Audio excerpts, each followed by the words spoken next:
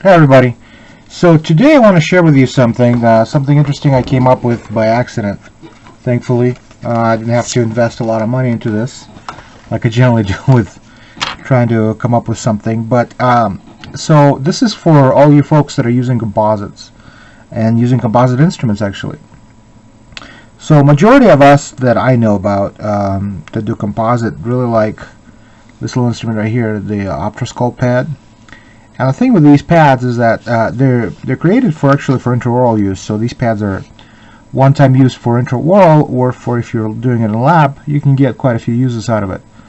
The problem I've ran into these is that it's not actually available everywhere. So some people are having a hard time buying these. So here's a couple of things I came up with. I had to repair a clock in my house, so I bought some of these packets. They're called Sugru. It's a type of adhesive silicone that you can mold for about 30 minutes, and then after 24 hours it becomes nice and stiff. So I actually created a pad made out of that silicone. It's about the same size as this one, and I put it on a different instrument, but you can pretty much put it on any of the handles you want. You can even buy those little, what are they called? Let me show you. So for about $2 on eBay, you can buy these little things, and you can stick silicone on top of them.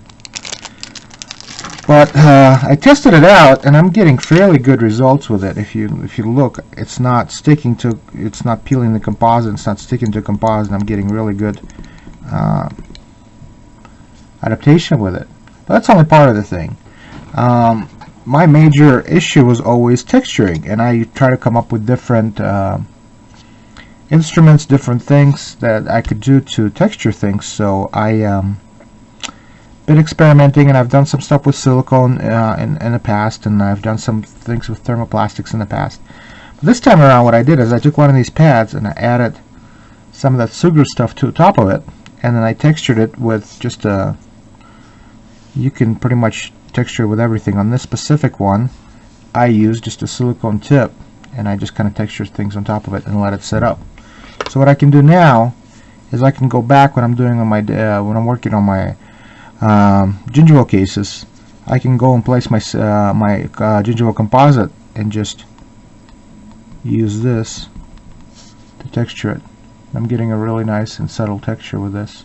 And obviously you can play around with this, and the cool thing about it, because the tips are interchangeable, you can make as many textures as you want.